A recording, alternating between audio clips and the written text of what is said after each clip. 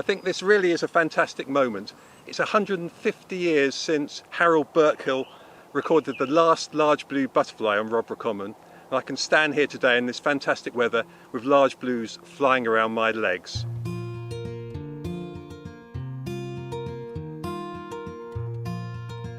Last year we reintroduced just over 500 large blue caterpillars onto this site.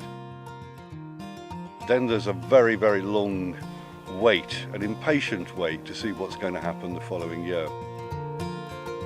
And after a culmination of several years of work, it's paid off this year, where the lush banks of Rodborough Common now support the vibrant flash of blue of the large blue butterfly.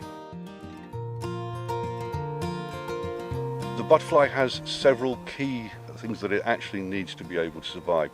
The first thing of all is it has to have present the food plant that the female lays her eggs on.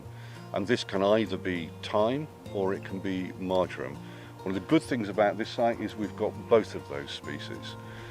It needs very high densities of the ant Myrmica sabuleti that it parasitizes. And again, we've been able to demonstrate by surveys actually spanning back 5-6 years. We watched as the grazing increased, the density and the abundance of those ants increased dramatically. The large blue has a truly incredible life cycle. The caterpillar is actually exuding pheromones that mimic the same smells that the ant grubs emit. It then also behaves very like an ant grub. So the ant thinks it's one of its own grubs that somehow has got lost, picks it up and takes it underground and puts it in the ant's nest. The large blue is so important for us because it spreads the wider National Trust message of conservation and the main principles of what we're trying to achieve today. It's all about good land management, it's all about bringing things back from the brink. And the hope is, if we're successful with the re-establishment of the large blue on the commons can act as a reservoir for the butterfly to move out from onto other limestone grasslands in the area.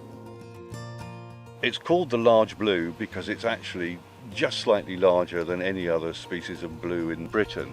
It's the only species of blue in this country that has black spots right on the top of the forewings.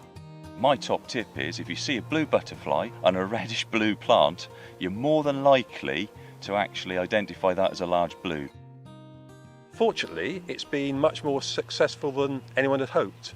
It's difficult to say exactly how many adults have appeared, but certainly very good numbers. So, if you can actually conserve what is one of the most difficult species to conserve, then it gives hope. It's some kind of flagship and hope for other species.